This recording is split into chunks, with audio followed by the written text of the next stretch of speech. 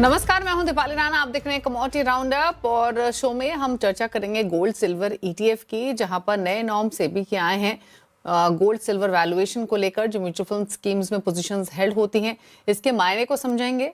क्या बदलाव हुआ है इस नए रूल के तहत, उसको समझने की, एनालाइज करने की कोशिश करेंगे और आम कंज्यूमर्स के पॉइंट ऑफ व्यू से ये बदलाव कैसा है, इस पर भी राय लेंगे। साथ ही बात करेंगे कच्चे तेल की, जिसको एक ट्रिगर का इंतजार है, दायरे में ट्रेड होते हुए दिखाई दे रहा है। इंटरनेशनल मार्केट्स में जियोपॉलिटिकल फ्रंट पर जो डेवलपमेंट्स हो रही हैं, उनको क्लोजली मॉनिटर कर रहा है बाजार। और इन्हीं मुद्दों पर बातचीत करने के लिए ऑप्टिमम मनी मैनेजर्स के फाउंडर पंकज मटपाल हमारे साथ हैं। स्ट्रैटेजीज पर चर्चा करने के लिए प्रो इंटेलिजेंट सर्विसेज के फाउंडर दिनेश सोमानी हमारे साथ बने हुए हैं। आप सभी का स्वागत है इस शो में। और सबसे पहले तो बात करते हैं जो नया फ्रेमवर्क आया है सेबी की तरफ से। दरअसल सेबी ने जो फिजिकल गोल्ड और सिल्वर पोजीशंस हेल्ड होती है म्यूचुअल फंड स्कीम्स में, उसके वैल्यूएशन फ्रेमवर्क को रिवाइज किया है और अब मैंडेट किया है कि जो म्यूचुअल फंड हाउसेज हैं वो एक्सचेंज पब्लिश्ड जो पोल्ड स्पॉट प्राइसेस हैं उनको यूज करें वैल्यू को डिटरमाइन करने के लिए। तो एग्जैक्टली ये नया रूल है क्या, पहले के मुकाबले क्या बदला है इस नए रूल के तहत, क्योंकि 1 अप्रैल से ये लागू होगा, इसको समझते हैं। पंकज जी नमस्कार। सबसे पहले तो बेसिक्स आपसे समझना चाहेंगे कि इस नए रूल के तहत क्या बदलाव हो रहे हैं पहले के मुकाबले। दीपाली जी नमस्कार। देखिए, जब ईटीएफ की यूनिट अलॉट होती हैं, जब कोई भी फंड हाउस ईटीएफ लॉन्च करता है या उनके पास जो भी ईटीएफ के यूनिट्स हैं उसके अगेंस्ट में फिजिकल गोल्ड, या अगर गोल्ड ईटीएफ है तो फिजिकल गोल्ड, सिल्वर ईटीएफ है तो फिजिकल रूप में सिल्वर बाय करना होगा जो कस्टोडियन के पास रखा जाता है। अब उस सिल्वर या गोल्ड की वैल्यूएशन कैसे करनी है, तो अभी तक क्या है कि लंदन बुलियन मार्केट एसोसिएशन का जो प्राइस है उससे डिटरमिन होता है उसका प्राइस। अब क्योंकि हम इंडिया में बाय कर रहे हैं तो इंडिया में जैसे लोकल एक्सचेंजेस हैं, एग्जाम्पल के लिए एमसीएक्स है, तो एमसीएक्स में भी गोल्ड ट्रेड होता है।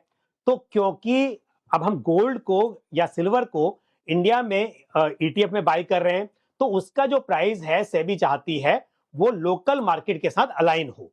तो इसके लिए कहा गया है कि वो एमसीएक्स या जो भी इंडियन एक्सचेंजेस हैं उन पर जो प्राइस है उसके साथ में अलाइन हो, ना कि वो लंदन बुलियन मार्केट एसोसिएशन का जो प्राइस है उससे हो। तो इसका फायदा क्या होगा? फायदा ये होगा कि देखिए, पहले आप वहां के प्राइस से उसे अलाइन कर रहे हैं, फिर आप इंडिया में क्योंकि ट्रेड कर रहे हैं तो इंडिया में कुछ और बातें भी हो सकती है जिसकी वजह से जो प्राइस है उसका उस पर आप असर देख सकते हैं।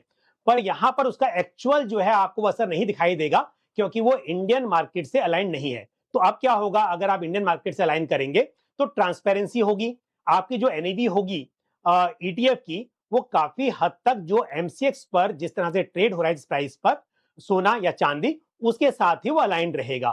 तो ये एक ट्रांसपेरेंसी वाली बात है जो फायदा है। हालांकि फंडामेंटल्स में कोई चेंज नहीं होने वाला है, बट आपकी ट्रांसपेरेंसी एक बहुत बड़ा एक फायदा दिखाई दे सकता है यहाँ पर। दूसरी बात, यूनिफॉर्मिटी। अब क्या होता है, क्योंकि सभी फंड हाउसेस जिनके पास भी गोल्ड या सिल्वर ईटीएफ है वो अपने हिसाब से उस प्राइस में थोड़ा बहुत अंतर आपको दिखाई दे सकता है जब वो कन्वर्ट करते हैं। लेकिन अगर ये लोकल मार्केट से होगा तो आपको सभी फंड हाउसेस के जो ईटीएफ हैं वहां पर इसका जो असर होगा वो स्टैंडर्डाइज होगा, उसमें ट्रांसपेरेंसी होगी। ये एक आपको दूसरा बदलाव देखने को मिलेगा। उसके अलावा दीपाली जी एक चीज और भी है यहाँ पर।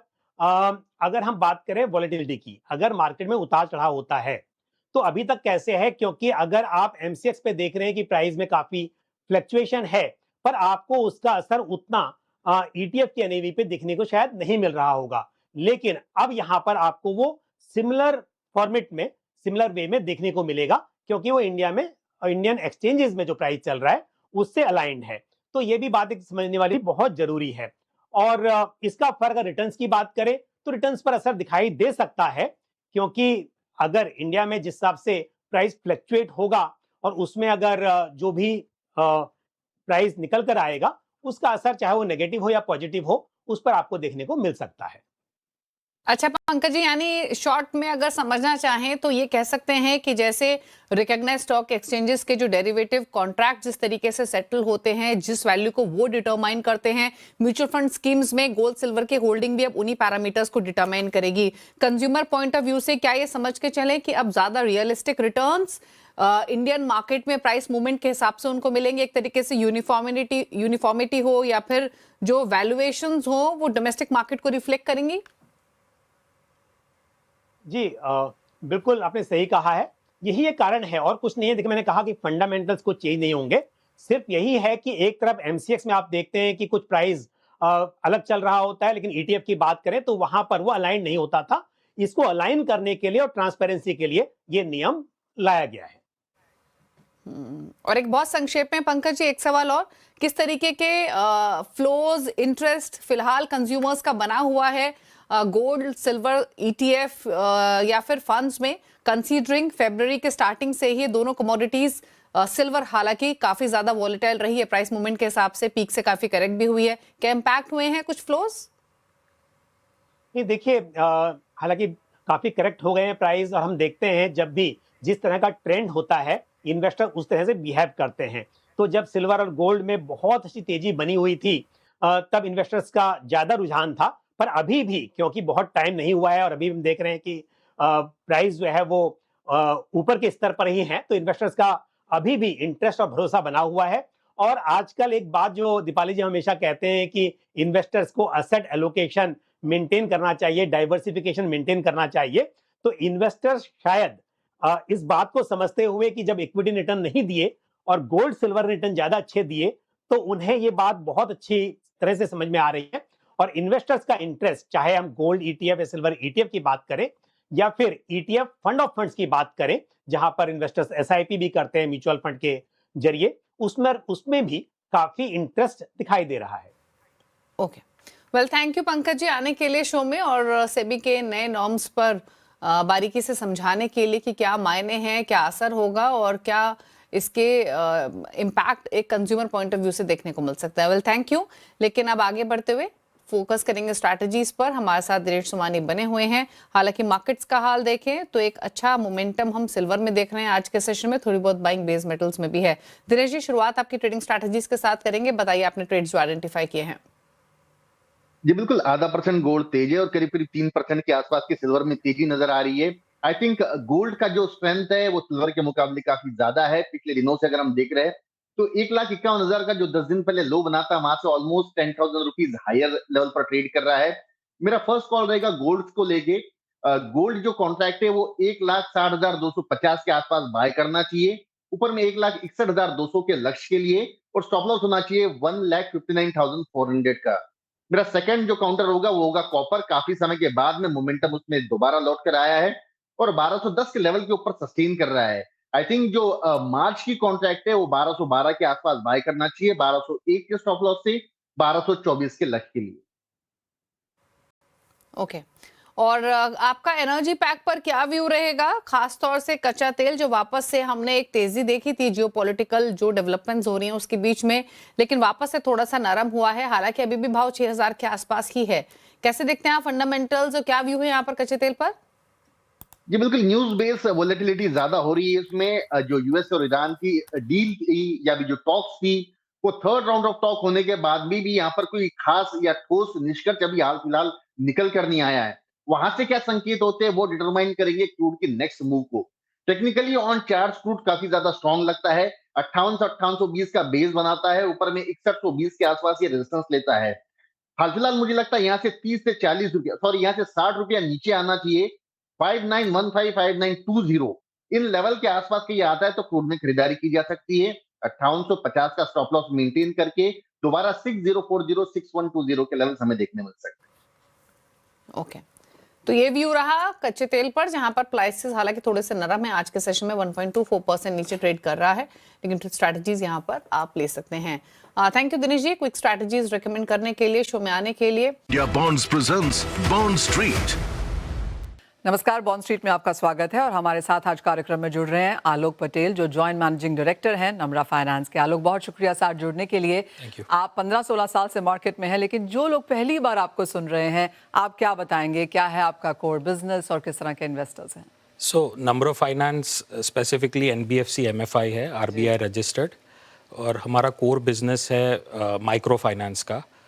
तो at our heart we are serving bottom of the pyramid customers, कि जो कस्टमर्स ट्रेडिशनल बैंकिंग के साथ नहीं जुड़ सकते उनको हम सर्विस करते हैं for primarily income generating activities के लिए। तो कुछ महिलाएं के जो कोई छोटा धंधा चालू करने चाहते हैं या कुछ अदर एंटरप्राइजेज है, कैटल लोन्स और समथिंग है, तो उनको हम सर्विस करते हैं कि जो ट्रेडिशनल बैंकिंग से अभी जुड़े नहीं है। अबाउट अप्रॉक्सीमेटली 11 स्टेट में हम है, 400 ब्रांचेज है और अबाउट 6 लाख कस्टमर्स है हमारे पास। आलोक, जब आप एक बोरोवर अंडरराइट करते हैं तो वो कौन सी 3 चीज़ें हैं जिसके बारे में आप बिल्कुल कॉन्फिडेंट होना चाहते हैं इससे पहले कि आप पैसा डाइवर्स करें? सो प्राइमरीली हम ट्रेडिशनल मैकेनिज्म्स जो अंडरराइटिंग के होते हैं वो ये कस्टमर्स में यूज़ नहीं कर पाते। जैसे आपके बैंक स्टेटमेंट्स हो, इनकम स्टेटमेंट्स हो, टैक्स स्टेटमेंट्स हो, वो कुछ अवेलेबल नहीं होता इन रूरल कस्टमर्स। तो फर्स्ट ऑफ ऑल तो हमारे पास सफिशिएंट मैन पावर चाहिए कि जो bottom of the pyramid village level में जाकर वो कस्टमर्स को इवैल्यूएट कर पाए। सो नंबर 1 हम उनका एस्टिमेट, कैश फ्लो के एस्टिमेट हम डेवलप करते हैं कि भाई उनकी क्या इनकम सोर्सेज है, कितना वेरिएबिलिटी है उसमें, कितना फ्लक्चुएशंस हो सकते हैं उसमें। सेकंड थिंग हम चेक करते हैं कि उनकी टोटल इंडेटेडनेस क्या है, कि कुछ ज़्यादा तो कर्ज नहीं ले लिया है उन लोगों ने, कुछ डिफ़ॉल्ट के चांसेस बढ़ नहीं जाते। और थर्ड थिंग हमारे कम्युनिटी के हम स्टैंडिंग देखते हैं, उनमें क्रेडिट ब्यूरो देखते हैं, उनका पास्ट ट्रैक रिकॉर्ड देते हैं, उनका लाइफस्टाइल देखते हैं। ऑल ऑफ दिस उसके बाद इफ़ क्वालिफाई होते हैं तो कस्टमर को हम डिस्पर्स करते हैं और वो सारी चीज़ 3-4 दिन में हम कर देते हैं। So that is turn around time भी बहुत इंपॉर्टेंट होता है हमारे बिजनेस में। आलोक, आपकी कैपिटल एडिक्वेसी काफ़ी स्ट्रॉन्ग है, क्या चीज़ है जो उसे ड्राइव कर रही है और क्या एक राइट कंफर्ट लेवल है आपके लिए जब आप कैपिटल दे रहे होते हैं? हमारे बिजनेस में बिजनेस थोड़ा सिक्लिकल होते हैं, बिकॉज जो कस्टमर्स जिनसे हम डील करते हैं वो कुछ भी हो जाता है लार्ज स्केल, जैसे कोविड हो गया, पैंडेमिक हो गया, कोई पॉलिटिकल चेंजेस हो गए, रेगुलेटरी चेंजेस हो गए, तो उसमें उनका कैश फ्लो डिसरप्ट हो जाता है और उनके पास इतना सेविंग्स नहीं होता है कि वो सेविंग्स के ऊपर रिलाई कर सके टू रीपे द EMIs। तो वो केस में सिक्लिकल बिजनेस हमारी है, तो उसमें कैपिटल की, ज़्यादा कैपिटल की ज़रूरत होती है। वैसे RBI रेगुलेशंस के हिसाब से अराउंड 15% कैपिटल एडिक्वेसी रखना चाहिए। यूजुअली मेरी company far higher than that रखती है। कोई मैजिक नंबर तो ऐसा नहीं है कि इससे ज़्यादा या कम रखना चाहिए, बट डेट एक्विटी रेशियो की बात करो तो around 3.5x to may be maximum 4x तक हम कंफर्टेबल रहते हैं कैपिटल एक्विटी रेशियो में। यस। ऑलराइट आलोक, अगर हम आपके करंट फंडिंग मिक्स की बात करें तो वो कैसा है और ये आगे जाकर किस तरह से इवॉल्व हो रहा है? सो कॉन्स्टेंटली इवॉल्व हो रहे हैं। तो पहले हमने जब चालू किया था तो प्राइमरीली बैंक फंडिंग से रिलाई होते थे। अभी और एवेन्यूज़ खोल रहे हैं एंड इट्स इम्पॉर्टेंट कि हम जो भी हमारे फंडिंग सोर्सेज है वो डाइवर्सिफाइड रखे। सो बैंक के बाद एवोल्यूशन हुआ into other kinds of ECBs में हुआ, ऑफ बैलेंस शीट डेट में हुआ, such as direct assignment, securitisation. अभी we are doing a lot of NCDs, तो रिटेल NCDs में आई थिंक वॉल्यूम्स हमारे बढ़ रहे हैं, तो ओवरऑल शेयर अराउंड 20-25% हो गया है हमारा रिटेल NCDs का। ऑलमोस्ट 500 करोड़ का NCDs हम इशू करेंगे ये साल में। तो वो कॉन्स्टेंटली इवॉल्व हो रहा है एंड हमारे लिए क्या है कि कैश हमारा रॉ मटेरियल है, तो इट्स एसेंशियल कि हम multiple sources at any given time available रखें हमारे लिए, टू मेक श्योर कि वो रॉ मटेरियल का डिस्टर्ब ना होए लार्जली। जैसे आपने मेंशन किया आलोक कि आपने बहुत रिसेंटली अभी NCD बॉन्ड इशुएंस किया है, इन्वेस्टर रिस्पांस कैसा रहा और साथ ही साथ कोर ऑब्जेक्टिव इसके पीछे क्या था? सो रिस्पांस तो बहुत बढ़िया रहा, beyond my expectations I can say. So सब इश्यूज़ में ओवर सब्सक्राइब हो गया, सारे इशू फिल हो गए, अच्छा मिक्स ऑफ इंस्टीट्यूशनल और रिटेल लेंडर्स हमको मिले। और objective as I said is similar के of course getting money at a reasonable rate, यानी रीजनेबल इंटरेस्ट रेट में पैसा मिलना भी इम्पॉर्टेंट है, बट मोर इम्पॉर्टेंट इज के यू हैव अ डाइवर्सिटी रखे आपके फंडिंग सोर्स में।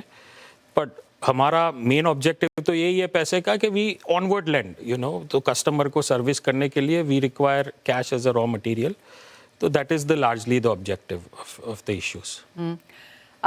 अगर ऑनलाइन बॉन्ड प्लेटफॉर्म्स देखा जाए तो पिछले 1-1.5 साल में हमने नए नाम आते हुए देखे हैं, काफ़ी सारा इसके ऊपर रेवोल्यूशन भी होता हुआ देखा है. ओवरऑल कॉर्पोरेट बॉन्ड मार्केट के लिए ये जो एडवेंट है ऑनलाइन बॉन्ड प्लेटफॉर्म्स का, इसे कैसे बनता हुआ देखते हैं? I think it's fantastic. थोड़ा लेट भी है. I think it's about time के ये डायरेक्ट, बिकॉज सी पहले क्या था कि bonds and everything was related to family office, HNIs, institutions.